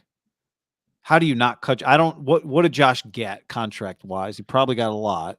I would guess $10 million a year, for at least 5 years, right? Guys are getting 6-year contracts. Because I'm not going to play. Did he get out of the John Gruden contract? I felt like he did. I mean, that's not public knowledge. Probably did. If you're taking an educated guess, you think he did. He did keep on his kid, so maybe he's playing nice. It does feel. I would say 5 wins. You would have to acknowledge he's just a complete disaster. Right? You don't think 6 would be 11 losses? 6-11. It's a lot of losses. Even 7-10. Who knows how it looks now? 7-10. I mean, I guess you've already lost 3, so it means you're a 500 team the rest of the way. Actually, not terrible. It wouldn't feel. You'd just be kind of going back and forth. But I think 6-11. That sounds awful. Yeah. Like you got to 6-11. You're usually drafting in the top 10. They made the playoffs last year. Yeah, it had a chance. I mean, they had a chance on the 10-yard line to win the first round game against the Bengals, even though when you watch the game, they got outplayed. And if you add to that, what would Sean Payton, if Sean Payton has any options, if he has the option of the Raiders or the Chargers, he takes the Chargers job. Yeah. Right. If he has the option of the Cowboys and, maybe takes the Cowboys job. But yeah, John, I don't think it's crazy that Josh McDaniels could be one and done. If Josh McDaniels went 6-11 and got fired after a year, would you feel pretty confident that he'd never be a head coach again? Yes. Because I think people view this job as like, it's one thing when you over 5 years with an organization and the organization's bad, it's one thing when you have mediocre results with a mediocre organization, but the Raiders forget about the organization. They got good players. Like, how could you go win 6 games with this group? And then they added Devontae Adams. Yeah. So, yeah, the other thing is Mark Davis does need, he needs to win. He wants to make money, right? And he does like it. I do. There's no question. I had someone DM me that said that they went to the Cardinal game. They were just in Vegas and they're like, I'm not even a Raider or a Cardinal fan. I was there and we got tickets and we went. And my big takeaway is that, and this guy wasn't trying to be some Raider hater. This podcast gets called every once in a while, but not the other podcast. No, not the Late Night with Haberman. Go Raiders. Just win, baby. Is that one of his takeaways was he didn't feel, now it's early in the season because you watched that week 18 game against the Chargers. It felt like a Raider home game. He's like, I'm not saying it's like Chargers, but he's like, it's just a lot of people there just kind of hanging. It's not just, it doesn't feel like the Coliseum. It doesn't feel like you go to a Chiefs game. It's just, and it kind of makes sense. I haven't just been in Vegas. You asked me, you're like, did you see a lot of Raider gear? And you're like, you don't really feel like, I looked at the stadium and it's clear they have a presence, but when you're on the strip, it's just people from fucking all over the world. It's not if you and I went downtown most major cities, it feels like downtown Chicago, downtown Old Town Scottsdale, downtown San Francisco. Vegas is kind of unique, would be a little New York-ish, that if, depending on where you were in New York, if you were Times Square, where you just feel like you see people from everywhere. I was there when the Knights were in the Stanley Cup Finals, John. There was Knights gear. You couldn't miss it. Stanley Cup Finals is a lot different than, I know. But this is the NFL we're talking about here. This is the Raiders. I'm not saying I bet if you polled people are rooting for the Raiders, but you would also say if you and I we had lived in Vegas our entire life, we would have probably had a team, right?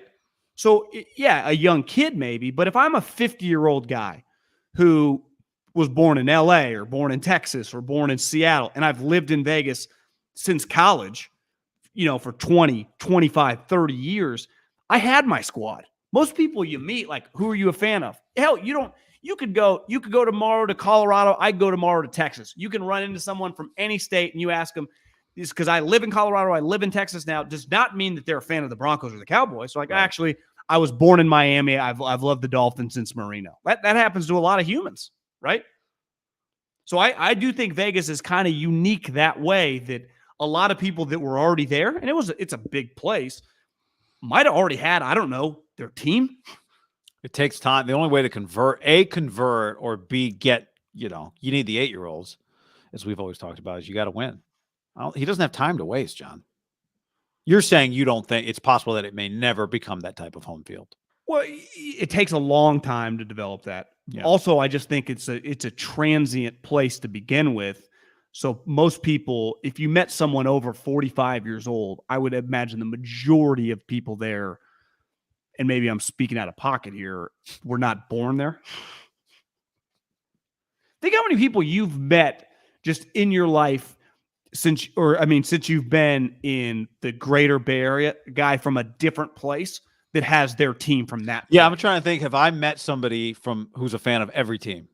And I think the answer is yes. I've met a fan of every team. But how many people do you know, for example, in the Bay Area that are not from Northern California that I root for the Eagles or I root for the Cowboys? They're my team. I grew up in Dallas. And there's a lot of people who grew up in areas where their team sucked and they were a fan of somebody. There was some cool player on some other team and they just became a fan of that team, right? For sure. You think about our generation. Good. Like the last thing is we're just from here. Like, you meet Mets fans from like 1960. Like, oh yeah, that's the neighborhood I grew up in. Mets fan. Like, it's not really the way it works anymore. But when someone asked me, like I had this guy installing TVs today, and he's like, who you root for? He's like, I'm a big Suns fan. I'm like, I'm a Warriors fan. I'm a Steph, Clay, Draymond guy. But if you told me in 15 years, do I still like the Warriors? Well, what if I hate all their players? Like, no, I'd pivot. I might like some other team.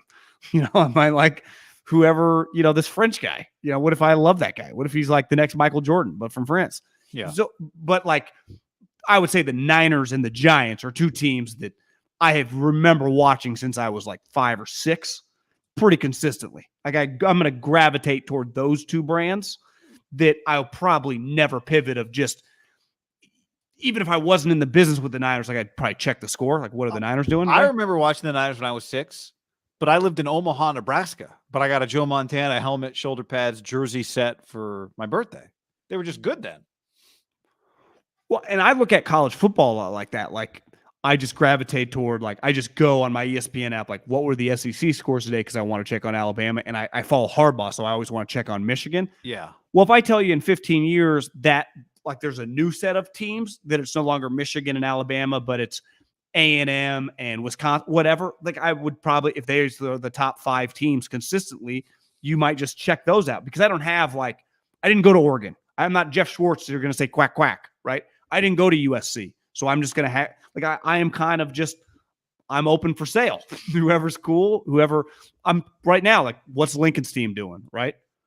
Yeah. You just kind of gravitate toward that. And I think a lot of people in the NFL are not like that, right? Because the NFL is, if you've grown up anywhere near a major city, where I think college is a lot like that. I think the NBA historically can be a little bit like that.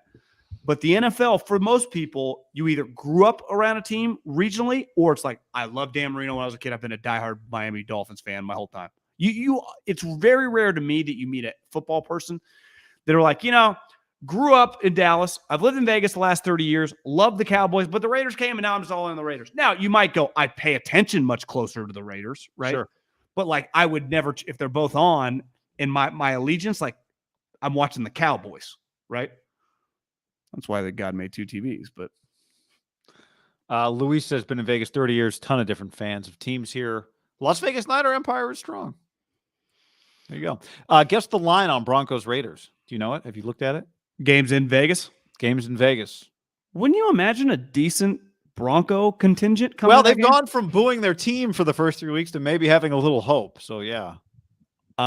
Pick them. No, Raiders are favored by 2.5 points. Raiders are favored. Chiefs Bucks is our Sunday night game. Would you say the Raiders of all the teams this week, even more than the Niners, and the Niners would be up there, must win? Yeah, they'd be number 1 on the must win list for sure. And you could argue last week they were near the top of the list, right? Yep. Josh McDaniels is 5-20 as a head coach. I know there's a long gap. But what did he start 5? No, what did he start? 6-0.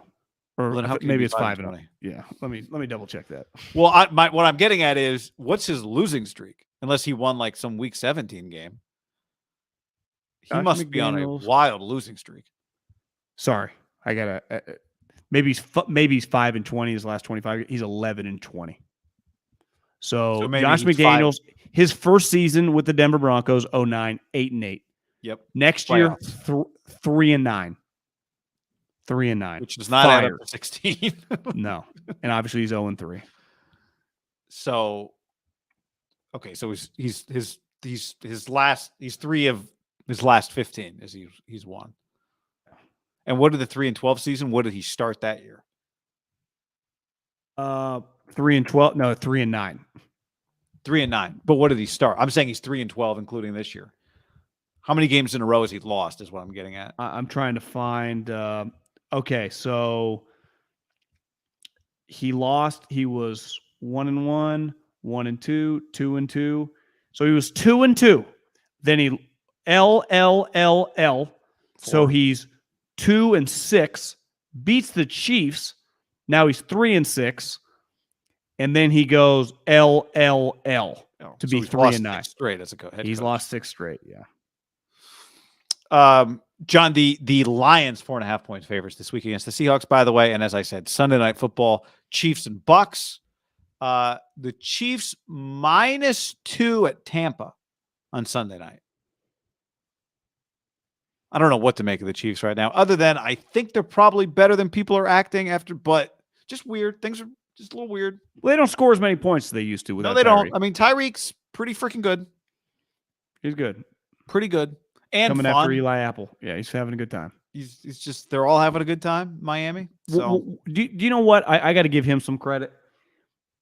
You don't maintain his level of greatness. Like, historically, right, in sports, when guys have made that transition, sometimes quote unquote mail it in or just get a little bit on easy street.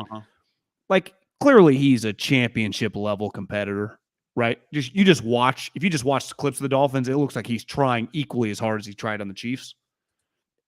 And I respect that, because I assumed he was going to mail it in. It almost feels like I don't know if Tyreek would ever be like one of your leaders necessarily, but it kind of feels like he feels like it's on him to produce for them, which it is kind of. You know what I mean? Does that make sense? That trade's working out a little bit better than the Raiders. Would they get 2 1s? Well, like Devontae, I would have bet the house that Devontae is going to give you everything he has, and he literally is. They're just not going as smoothly. What was that trade? 2 1s for Tyreek? No, I think it was like a 1, a 2, and like a 3 and a 4 or something. John, let's not forget about the London game. You be up? Sunday morning. Will I be up? Please. I live for this. That game is at 6:30 a.m. 6:30 a.m. Pacific. Yep. Yeah. Vikings Saints. And the Vikings are a 3-point favorite. But you reminded me, I guess the Saints are what, 1-2? It could be 1-3. Yeah. With a loss. That the Eagles have their pick. Yeah, it's not going to age well if the Jameis and those guys fall off a cliff, and I think they're in major trouble, guy. Jameis is not good. And in fairness to Jameis, he's got broken back, messed up ankle. He's injured, and, I think he's a pretty flawed player to begin with, but he's very injured. It was one of those classic, like, first time, week 2, flip on Fox, like 9:30 in the morning, and it's Jay Glazer's just standing there in a suit that's like a medium, probably should be a size bigger. And a lot of times he's just reading the inactives. It's like, Jay, I mean, we have Twitter, man, and we know who's inactive and who's not. But this was a classic news break. Like, he had this in his back pocket. He's like, I'm reporting here that Jameis is playing with a C1 and a D2 strain in the discs in the back. And you're like, he's got a messed up back. And then the following week, I think he's got a messed up ankle too. So Jameis is doesn't feel like Jameis is an ideal player to have not fully healthy. Just, he's a flawed guy, fully healthy, right? I mean, he's not Mr. Pinpoint accuracy. What did they, yeah, I mean, he still threw for over 300 yards somehow the other day. What did they get? So they traded to Philly 18. They traded 18 and a future and the 2023 first rounder to get 16 and 19. But then they traded 16 because that pick ended up being Jahan Dotson on the Commanders. And that pick was from the Wentz deal. So that was actually the 4th team that pick belonged to. It went from Indy to Philly to New Orleans to Washington. I don't know what New Orleans, I got to go back and look what New Orleans got back for that pick. But the point is, I mean, did they get a first back? Because they gave up a first to get a first. I'm guessing they did not get a first back, right? In all likelihood, they probably got a second or something. Who did they take with the 18th pick? Because they took Olave like 11. Penning. So they went trenches and they went Olave. Yeah, but Olave was their pick already. Their own pick, yeah, their own pick. Where did that Washington pick end up? I don't know. Research for another time. Commanders have a Falcons feel that I'm just not going to pay much attention to them. Well, see, they're the perfect example. When I was talking on the last pod about Mike McDaniel, just how lucky you end up the Dolphins coach. You could have been Washington's coach. That's the example. Well, like when Rivera's fired after this year, when they win 5 games. Yeah. Is that a destination? Does the Rio make it to the end of the season? No, probably not. But is that who are they hiring? Some kind of rant? Like if you're D'Amico Ryan. There you go. Would you take that job? You'd have to be like. I mean, you know what Kyle would be telling him is like, D'Amico, don't. Like, you're balling. We got players. You got Bosa and Armstead and Fred, and we got Travarius and Paul Malo Jr. He's not. Did you hear Collinsworth, by the way? And I think somebody else tweet, like another former player tweeted some Polamalu. I think Richard or someone. Sherman? Yeah. Maybe, or I thought it was Woodson, Charles Woodson, maybe. Somebody said, I remember you and I talked about it. Well, he's not Polamalu. I was like, well, now everyone's talking about him. Everyone's like, why do you the hair? I mean, come on. But I feel like Paul Malo's a little smaller. This guy's a little taller. Remember, Paul Malo felt small. Yeah. Played big. Yeah, hit. And Paul Malo's a Hall of Famer. But yeah, if you were Kyle, now obviously you'd want D'Amico to remain. D'Amico probably will have multiple options. But, you know, Robert Saleh ended up taking the Jets job, which maybe it's fine, but it's not really at the top of everybody's list. And it felt like Robert had multiple options. Yeah. We denigrate all these jobs, and then guys get offered a job. And they're like, what am I supposed to say no to this job? Like how many, I mean, like what jobs are going to be open? Chargers, football team. Raiders. Texans always go one and done. Yeah, it could probably be Texans, but not I mean, if the Saints were to win 5 or 6 games, would he be one and done? Could be. Feels like maybe they, you know, when you promote from within, I think it's probably easier to be one and done than if you spent a whole search. And I don't think no matter how ugly this thing gets, he gets truly fired. Is there a chance Belichick is not back with the Patriots? Yeah. Would that be a desirable job? Doesn't really. What infrastructure do they really have in place besides just the owners? People like him, right? The Crafts. Is it too soon to hand the job off to his son? Someone told me that they're like, you know, I'd pump the brakes on Steve Belichick. You don't think he interviews well? Just that, you know, with his 6-foot mullet. Yeah, that I don't know if I assumed he was sweet, you know, genius son. They're like, don't exactly think like Kyle Mike Shanahan level here. Like that's not quite what this thing is. Gotcha. Browns no. Denver, I mean, Denver, we just assume is going to come open, but maybe Nate Hackett coaches his way into that job. That's not if he makes the playoffs or whatever, he's not going anywhere. But he also just might get better as the year goes along. But yeah, but you're right. If he makes the playoffs, he's not going anywhere. Indy, Cowboys, Indy. Cowboys, definitely. Indy could be. Doesn't feel like Saleh's on the hot seat in New York, but it's early. You never know. But like they have one good game, then they get their ass kicked. Yeah. Zach Wilson might come back this week. Yeah, okay. I do think if he's good, like if he just shows promise and they win 6-7 games, like to me that next year would be a big year for them. Arizona, Cliff, you never know, and they're pretty ugly, bro. They're terrible. Doesn't feel like Pete Carroll's about to walk away, but he'd have to get fired. Atlanta, no. Detroit, no. Doesn't feel like it feels like they're going to be solid enough. Gamble solid, yeah. Carolina. Potentially. I keep an eye on them. That's a lot of teams. I think there are a lot of swing teams right now. What were you going to say? You'd keep an eye on who? The Carolina Panthers bouncing back a little bit. Oh, they are actually. Who do they play this week? Panthers. I was just looking at this game. Panthers play the Cardinals. At home. Remember, Cardinals got their ass beat last year by the Panthers. Panthers are minus dose. Coyote. In Arizona? No. Charlotte. I like Carolina here, guy. I like Carolina here a lot. Then you got Niners, Carolina. That game's not going to be easy. No. You like the Ravens this week? I think the Ravens defense kind of makes me nervous. They give up a lot of points. Bills are the Bills still might be the best team in the league, but it's just that's a weird I don't know. game. Lamar is just he's trying to get $75 million a year. Like this has the potential to be an awesome game, right? Just with those two quarterbacks. Yeah. He's trying to get how much a year? $75 million a year? Yeah, I mean, why not? You score 5 touchdowns a game. All right, everybody. Thanks for hanging with us. We will see you again soon, Thursday. In the meantime, let us know what you think. Hit us with some comments, some likes. If you're here right now, hit that like button. Big fan of the like button. And, holler at your boys. Peace. Later.